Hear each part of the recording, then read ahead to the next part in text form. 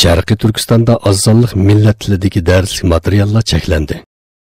Xitoyning Sharqiy Turkistondagi qo'nchoq hokimiyat doiralari Iliqozoq avtonom oblasti G'ulji nahiya tavalligidagi maktablarga har qanday mazmundagi Uyg'urcha, qozoqcha darslik materiallarni ishlatishni cheklash haqida buyruq tushirilganligini, mazkur buyruqda Uyg'ur qozoq tilida yozilgan barliq darslik materiallar pechatlanib darslikdan qoldirilsin deyilganligini, cheklash buyrug'ida yana har qaysi maktablar oz sonliq millat tili darsligini ishlatishni davom qilmasligini, agar davom qilganlar bayqalsa, darhol yuqori darajali o'rinlarga ma'lum qilish ta'kidlanganligini oshkorlagan.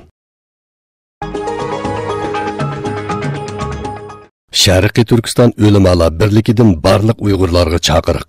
Sharqiy Turkiston ulamolar birligi bo'lish sifatimiz bilan barliq Uyg'ur qarindoshlarimizni vatanimizdagi mazlum va chorasiz xalqimizga kelayotgan bu tasvirligisiz xo'rliq va ahonatlarning ko'tarilib ketishi va zolimlarning halokatini tilab Allohga sig'inib duo qilishga chaqiriq qilamiz.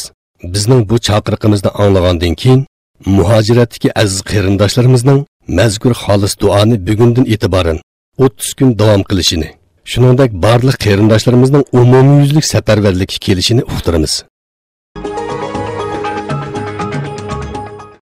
Erdoğan 8 davlat boshliqlari yig'inida muhim so'z qildi.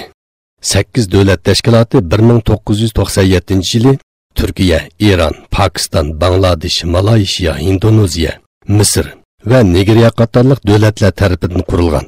Erdoğan bu tashkilotning texnik adil bir dunyo barpo qilish maqsadida qurilganligini ta'kidlab mundaq dedi. 8 davlat birlashma tashkiloti ma'lum kuchlarni qo'g'daydigan tuzumga qarshi qurilgandir. Darvaqa navbatda demokratiyaning bosog'isi deb atalgan allarda o'xshamagan madaniyatga tava bo'lganligi uchun chetga qiqilayotgan millionlarcha insonlar bor. Shunga bundaq ichinishli manzara oldida 8 davlat tashkilotiga o'xshash xalqaro bir tashkilotning sukut qilishi asla mumkin emas dedi.